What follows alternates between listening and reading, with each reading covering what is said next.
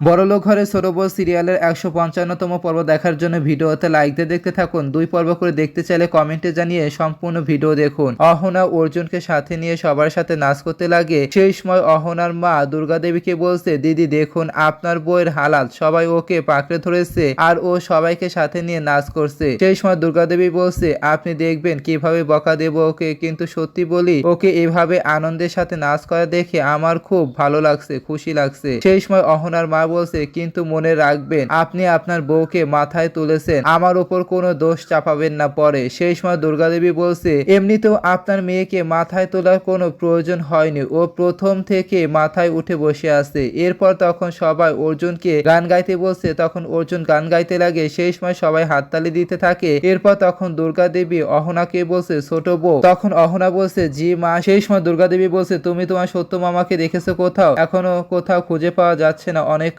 ধরে। সেই সময় তখন অহনা বলছে, না মা, আমিও তো অনেকক্ষণ ধরে দেখতে পাচ্ছি না। তখনই বরদা খোকন বলতে লাগে, মা দেখো আমি নিয়ে এসেছি সত্য মামাকে, কিন্তু সে বলছে না কোথায় গিয়েছিল। তখনই দুর্গা দেবী রেগে বলছে, মানে কি, কেন বলছে না, কি কোথায় গিয়েছিলে তুমি, কত চিন্তা হচ্ছিল। সেই সময় সত্য মামা বলছে, কিভাবে বলি এটাই আমি বুঝতে পারছি না। তখন পারমিতা বলছে, কি হয়েছে মামা, সবটা বলুন না, না হলে কিভাবে জানবো কি হয়েছে। সেই সময় সত্য মামা বলছে, খুব বড় বিপদ হয়ে গেছে, কি বলবো আমার মুখ থেকে বের হচ্ছে না। তখন এই কথা শুনে সবাই ঘাবড়ে যায়। সেই সময় দুর্গা দেবী বলছে, কেমন বিপদ? সেই সময় তখন সত্য মামা বলছে, অনেক বড় কাণ্ড হয়ে গেছে দুর্গা, তোমার ছোট বউয়ের চাকরির রেজাল্ট আজ বের হওয়ার কথা ছিল। তখন অহনা বলতে লাগে, মামা আমার নাম আসেনি না। এদিকে তখন পল্টু হাসতে লাগে। অন্যদিকে তখন অর্জুন অহনাকে ধরে বলছে, অহনা টেনশন করো না, যে এক্সাম দিয়েছিলে এটা খুব ডিফিকাল্ট হয়, একবারও অনেক সময় হয় না। আমি জানি তুমি খুব মেহনত করেছিলে, ভবিষ্যতে আরো মেহনত করবে এবং তুমি সফলতা অর্জন করবে আমি বলছি।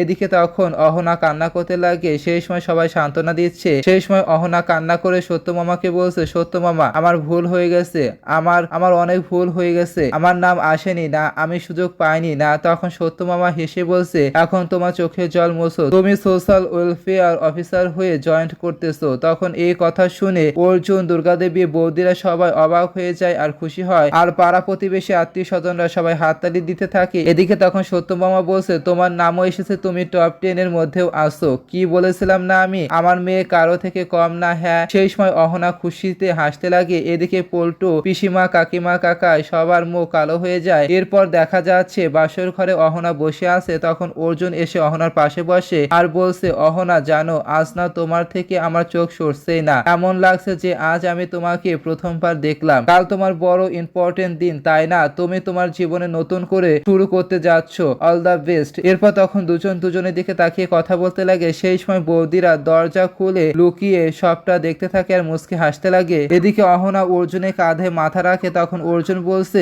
একটা কথা বলবো। তখন অহনা বলছে, সেই সময় অর্জুন বলছে, তুমি আমাকে প্রমিস করবে যে তুমি আমাকে কোনোদিনও ছাড়বে না। সেই সময় অহনা অর্জুনের হাত ধরে। এরপর দুজন দুজনের দিকে তাকিয়ে থাকে। তো বন্ধুরা কেমন লাগতো কমেন্টে জানিয়ে দেবেন।